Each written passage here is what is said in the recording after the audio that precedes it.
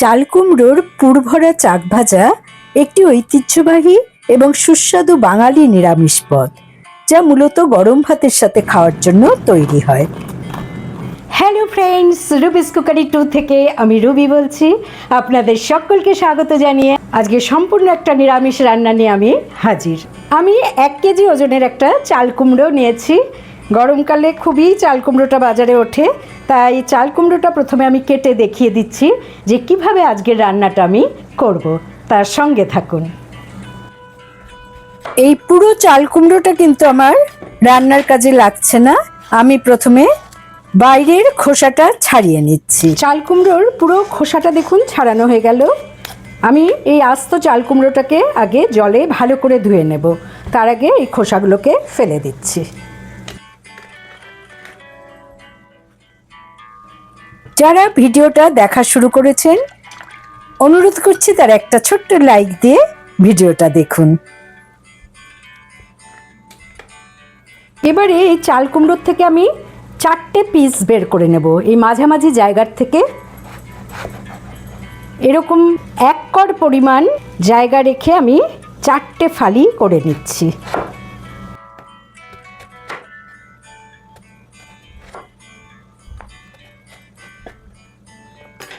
এই 4টে ফালি দিয়ে আজকের এই রেসিপিটা আমি বানিয়ে নেব।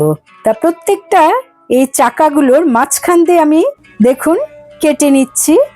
পুরোটাই কেটে নেব, শুধু পেছন দিকে সামান্য একটু অংশ ছেড়ে কাটিংটা হবে। এই দেখুন এইটুকু জায়গা আর কাটিনি, মাঝখানে কিছুটা জায়গা রেখে দিয়েছি। এভাবে একে একে প্রত্যেকটা চাক আমি কেটে নিচ্ছি। আমার সবগুলো চাক কাটা হয়ে গেল। এবারে আমি রান্নাটা শুরু করব। বসিয়ে দিলাম একটা ফ্রাই প্যান। আমি খানিকটা জল এখানে অ্যাড করে নিলাম। সামান্য নুন অ্যাড করে আমি ঢাকা দিয়ে জলটা ফোটা পর্যন্ত অপেক্ষা করব। আমি এবারে একটা ব্যাটার বানাবো। নিলাম 1/4 কাপ বেসন, 1/3 কাপ চালের গুঁড়ো আর 1/4 কাপ ময়দা। দিচ্ছি স্বাদ মতো লবণ, 1/4 টিস্পুন কালো জিরে, শুকনো লঙ্কার গুঁড়ো আমি দিয়ে দিলাম 1/2 টিস্পুন, এটা অপশনাল। আমি তেল প্রায় 1 টেবিল স্পুন এখানে অ্যাড করে শুকনো ইনগ্রেডিয়েন্টসগুলোকে ভালো করে আগে মিশিয়ে নিচ্ছি। তবে হাতের সাহায্যে মেশালেই ভালো, তাই আমি খুব ভালো করে সব কিছু মিশিয়ে নিচ্ছি যাতে লাম্পস কোনো কিছু না থাকে এর মধ্যে। প্রায় 1 মিনিট ধরে আমি এগুলোকে মিশিয়ে নিলাম। এবারে অল্প অল্প করে জল দিয়ে আমি একটা ব্যাটার বানিয়ে নেব। একটা কথা বলে রাখছি যে নতুন বন্ধু যারা আমাকে সাবস্ক্রাইব করছেন, তারা প্রায় 24 ঘন্টা অপেক্ষা করার পর কিন্তু আমি তাদের সাবস্ক্রাইব করব, এটাই নিয়ম। সব কিছু ভালো করে মেশানো হয়ে গেল। আমি কনসিস্টেন্সিটা দেখিয়ে দিচ্ছি। দেখুন এরকম হবে। আমি ঢাকা দিয়ে রেস্টে রেখে দিচ্ছি। এদিকে দেখুন জল ফুটে উঠেছে। আমি এবারে চাল কুমড়োর চাকগুলোকে এর মধ্যে দিয়ে দিচ্ছি। সামান্য ভাপিয়ে নিতে হবে। আমি ঢাকা দিয়ে 3 মিনিট প্রায় এটাকে ভাপিয়ে নেব। চাল কুমড়ো সেদ্ধ হতে হতে আমি একটা পেস্ট বানিয়ে নেব। দিচ্ছি 2 টেবিল স্পুন পোস্ত, 1/2 টিস্পুন সাদা সর্ষে আর 1/2 টিস্পুন কালো সর্ষে একসাথে মিশিয়ে নিয়ে দিয়ে দিচ্ছি। দিচ্ছি 3টে লাল কাঁচা লঙ্কা, সাথে দিয়ে দিচ্ছি নারকেল।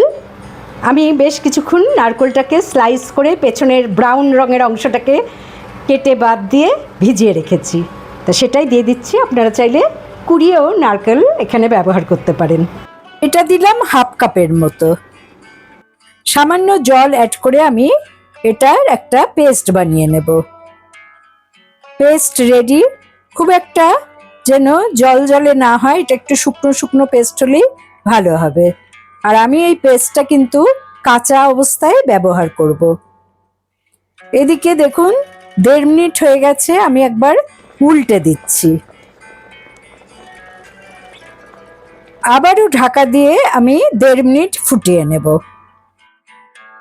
আমি এবার এই পেস্টের মধ্যে কিছুটা লবণ আর 1 টিস্পুন চিনি দিয়ে দিলাম। 1 টেবিল স্পুন সর্ষের তেল, এতে ফ্লেভারটা খুবই ভালো হবে। সব কিছু ভালো করে একবার নেড়ে নিচ্ছি। তৈরি আমার পুর। আমি ঢাকা দিয়ে রেখে দিলাম।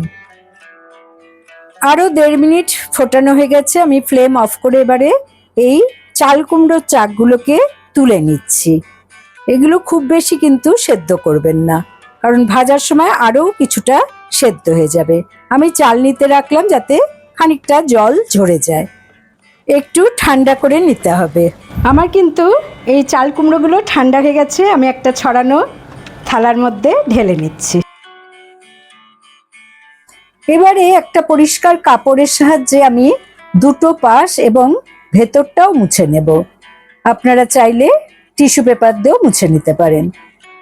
আমি আরেকবার মিশিয়ে নিচ্ছি এই পুরটাকে ভালো করে। এবারে এই যে চেরা অংশটা, এই চেরা অংশটার মধ্যে আমি পুরগুলোকে যতটা সম্ভব ঢুকিয়ে অতিরিক্তগুলোকে সরিয়ে নিলাম।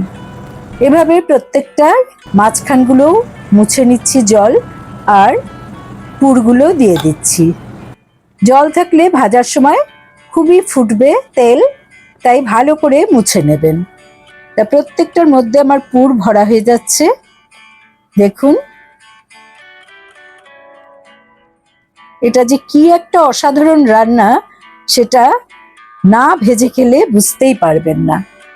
নিরামিষ দিনে এটা থাকলে আর কিছুরই দরকার হয় না। এবারে পুর সমেত এই চাল কুমড়োগুলোকে আমি ব্যাটারে ডুবিয়ে ভেজে নেব। তা বসিয়ে দিলাম একটা ফ্রাই প্যান। ফ্রাই প্যানটা প্রথমে একটু গরম করে নেবেন, তারপর তাতে তেল অ্যাড করবেন, তাহলে সেই বড়াগুলো যখন ভাজবো নিচে লেগে যাবে না। তা আমি দিয়ে দিচ্ছি 1 কাপ রিফাইন্ড অয়েল। তেল গরম হতে হতে আমি ব্যাটারটাকে আরেকবার ভালো করে ফেটিয়ে নিচ্ছি। পুর ভরা এই চাকগুলোকে ব্যাটারে ফেলে দুপাশে যাতে ভালো করে ব্যাটারটা লাগে এইভাবে তেলে একে একে ছেড়ে দিচ্ছি। এভাবে বড়াগুলোকে ভাজলে ওপরটা ভীষণই ক্রিস্পি হবে, আর ভেতরটা তো এই পুরের জন্য নরমই থাকবে।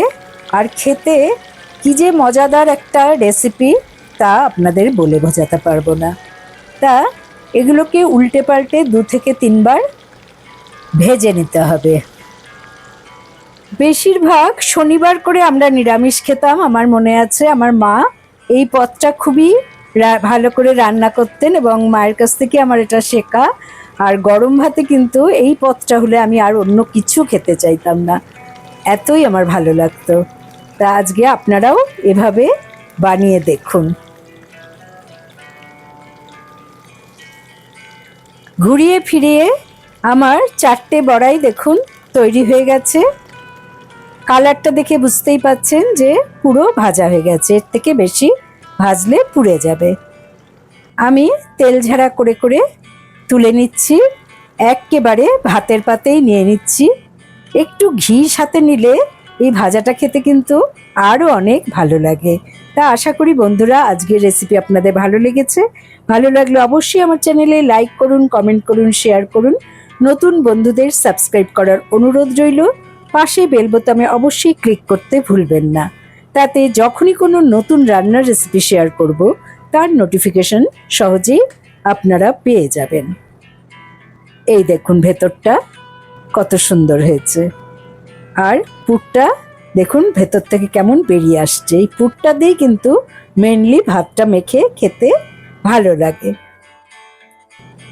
ভালো থাকুন, সুস্থ থাকুন। পরের এপিসোডে নতুন রান্নার রেসিপি নিয়ে হাজির হব আমি রুবি। Thanks for watching.